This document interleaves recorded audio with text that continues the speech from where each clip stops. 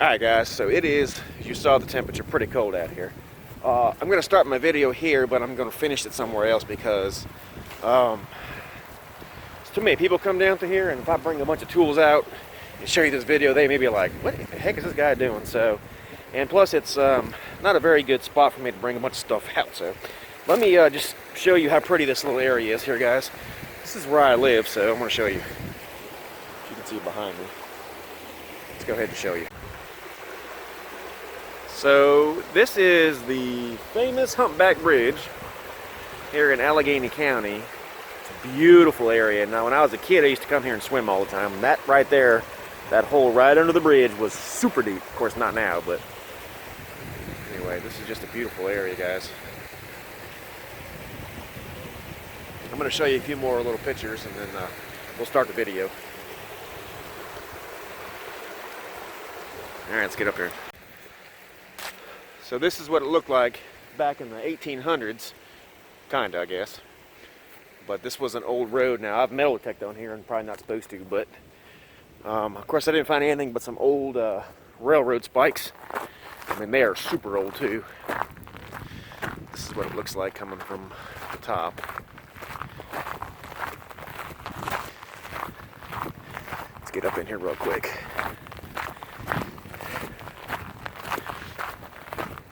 Now, that's moving water, that's frozen. So you can see just how cold it is. See my shadow waving at you? Anyway.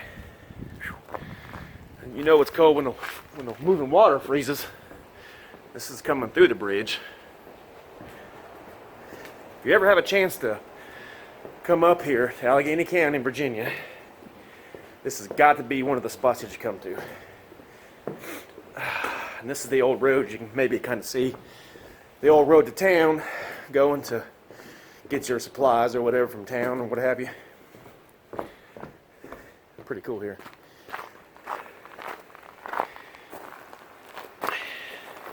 Now, I don't know if you can see the tree or not, but you see where that brick says L, that metal, it's right, let's see if I can get it on my frame here. Right there, and then V and then E. That's supposed to say love.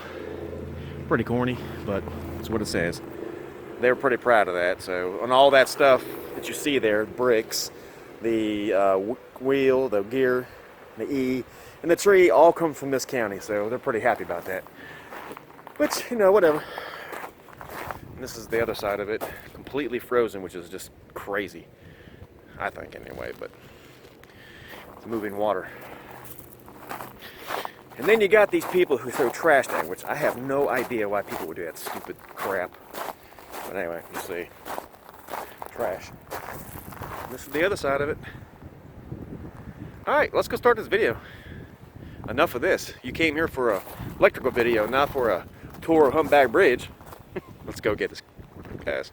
Okay, so because I told you from the other side how it said love, let me show you now. Maybe you can see it a little better. Maybe. See the L, the bricks, the O, the tree says V, and then E, and then of course they had a little sign here that says all about it. But anyway, if you want to read about it, you can pause my video there and check it out. All right, woo! All right, guys, welcome back to my channel. So as you saw how cold it's out here, I got a beautiful picture behind me, although my wife would say it doesn't look very beautiful because everything's dead, but this is a beautiful spot here. I'm at the Moose Lodge, the local Moose Lodge I'm a member of. It's very cold out here. The wind is blowing. I only can hope that my microphone got the wind guard and everything on, and I hope it does very good. Today's video, guys, is going to be about just basic electrical tools, which you would need to be a homeowner, okay? This is just what I would consider if somebody called me and said, look, I want to do a couple of projects in my house. I have no electrical tools. What do you recommend? Now, before I even start, let me say I'm not affiliated with anything I say, any of these brands, any of the tools. These are all my personal tools I have used, bought, and think that they're the best. All my opinions, of course. Okay? Now, having said that, when you get started on electrical, first things you always want to make sure of every single time is that you have the correct stuff to work with. Now, obviously, you know, you can get by with, you know, Stanley products and, you know, Cobalt and Klein and Craftsman. But what I'm, like I said, what I'm going to tell you is what I recommend, okay? This is not something to say, okay, I have to go out and spend $3,000 on all these tools because, you know, the guy on the YouTube said this is the best stuff. This is just what I feel, okay? Let's go ahead and get this started. First thing I want to say is we're going to start out with the electrical testers, because you definitely need to have this, okay? Now, I'm going to tell you this. Don't skimp out on this, okay? Spend the extra money. Get these products, okay? Okay, the first thing I'm going to show you is a meter. This is my personal meter, okay? This is just an Ideal 61-765, okay? It's a very good meter. You can see the digital readout on the bottom. I've had it for years. It does me excellent, okay? Do I recommend this meter? Sure, okay? But also, let me tell you this. They have meters at Harbor Freight, they have meters at Lowe's, they have meters at Home Depot, so on and so forth, okay? You don't have to spend the money to get this one, okay? I started out electrical with a Fluke T5, was the best meter, personally, that I thought. Of course, now obviously now I know how to use the meter a lot better, so I need something like this or even better. But this is just the one that I use, okay? At work I use a Fluke, a bigger Fluke with a lot more options, but right now that's what I use on the side jobs, okay? Get this, we call this monkey. I don't know why, but we always called it a monkey.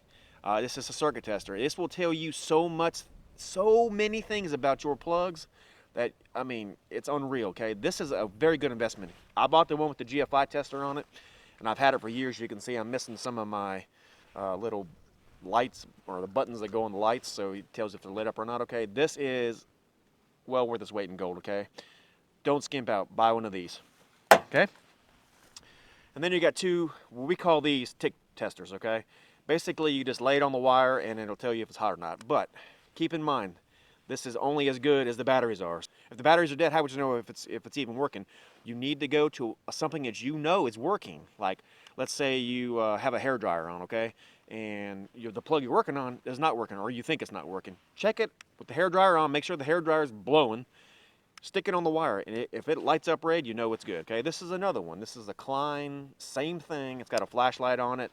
Now, this one I don't really recommend, but I bought it because I thought it was cool, and I mean, it's okay, but these are the best ones. Fluke makes the best one, and then Santronics. This is just I mean, they're about 30 bucks, but don't skimp out on this. You know, Gardner Bender makes a very good one too. Just make sure you always test it on a live circuit before you go plug it in and think, oh, it's dead, because it may not be. All right, so let's go ahead and hit the screwdriver section, okay? Now, I'm going to tell you, just like I said, a couple things that, you know, a couple brands that I don't like. And one of them definitely is the Stanley brand. Don't use, I would never use Stanley on electrical, okay? Because it's just not making any sense to me, okay? But here's a few that I recommend. Here's a Milwaukee. This is 11-in-1, as you can see. A Klein 11-in-1 has star tips, square tips, Phillips flats, both sides, nut drivers. I mean, you name it, it's got it on there. And you got a regular Phillips screwdriver by Klein, and you have a flat by Klein. Okay, now these are the brands that I recommend. Oh yeah, and then of course you have, which I do like, the Lennox. This is I believe it's a 10-in-1. It doesn't say it on it, but it's a Lennox brand.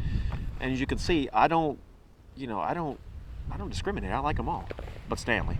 So that's just, just a few of the brands that I recommend. You can go with anything you want to. You can go with Stanley if you want to. I just, like I said before, I don't recommend that for electrical stuff. Okay, next thing I'd have in my toolbox, first and foremost, would be a level. Now, you don't have to get this level, but make sure you get a decent one. If you buy a level for $2.99, is it going to be good? Probably. But why don't you spend another $6 and get a very good one? Now, this one here was like $30. It's a Klein level. Obviously I'm an electrician, so I like to have Klein stuff. Is it mandatory to have it? No, but the magnets on here will hold on pretty much anything. And when you work with conduit, this is a good one to have. Here comes a train. Let's watch it as it comes by. Maybe they'll blow the horn and wave at me. All right, here they come. Pretty cool. Here's your wave. I don't think so. Might have to pause the video until he goes by. It's pretty loud. Of course. Okay, so I had to change my positions because, first of all, I left here and had to come back because the simple fact that I guess with the wind blowing as bad as it did, it sounded like, so I had to come here and do my stuff. So let me start back here with what you need in your toolbox, okay? So tape measures, okay? These are two different brands, or two different types of tape measures, 1/16 footer, 125. I used to only think that you had to get 25 footer and above because you needed that extra length, but you really don't, okay? Think about how many times you've actually pulled a tape measure 25 foot, unless you're like a contractor or something, you know. But, you know, you can do whatever you want to. These are just two I have. Usually, I like Stanley because it's more rigid. It doesn't flop around on you, and you can pull it out a little bit without it bending and breaking. To me, that's important, okay? But I recommend a 16 foot, okay? Another thing you need in your toolbox are these. These are Sheetrock Saws, okay? You want to make sure that you get one, now this is the Klein brand, you want to make sure that you get one that's semi-rigid, but yet still a little bit flexible. Now, see, I'm having to push down a little bit, but you need that flexibility, so if you have to lay it on a stud, you can kind of hold your hand up, you know, kind of flat and still, you know, do what you need to do and still be rigid without bending and everything.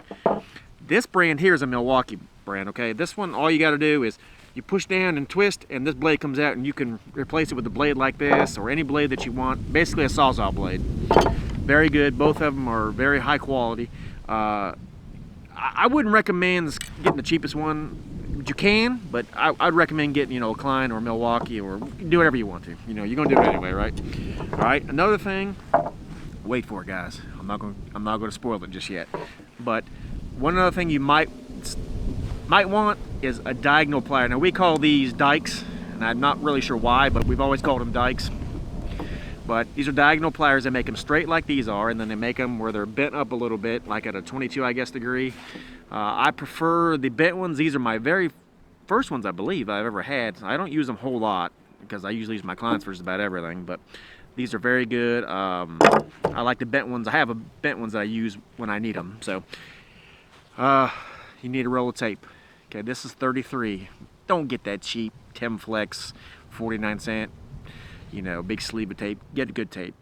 It'll be so much better if you get good tape, okay? And last but not least, here it comes, guys. You've been waiting for it. The hammer. Okay, so you need a hammer in your toolbox, plain and simple. This is the Klein one, as you can see. And this is the one that I like to use, okay? I don't use a hammer a whole lot, but when I do, this is the one I use. As you see, I've had it for quite some time. It's fiberglass, it's pretty heavy. I don't know how many ounces it is, but it's pretty heavy, and it does what I need it to do. I do not recommend buying a hammer that has a metal head and a metal shaft. Obvious reasons, right? Especially if you're an electrician. Working around electrical, you could get shocked. Just saying, okay? All right, next thing on the list. What I recommend is Linesman's pliers. These are my personal ones, and now these are my super old ones, and these are my brand new ones, okay? And these are Klien. Now I've had several different brands before. I've had Craftsman, I've had channel lock ones. There's another brand I had, and nothing outperforms Klien, okay? Klien, hands down, is the best ones you're gonna pay. You're gonna pay about 35 bucks for these, but they're well worth it, okay? Next thing you're gonna have to have in your toolbox, okay, is some sort of a stripper, okay? Now these are dual strippers, so you don't have to get these, but these are Klein dual strippers. You can put two 14s and two 12s in here at the same time, and you can strip them out, okay? Now you don't have to get these particular ones, but get a good pair of strippers. This is another pair. This has screw cutters on it. I mean, if you're an electrician or you're thinking about being one, you need a pair of these, okay?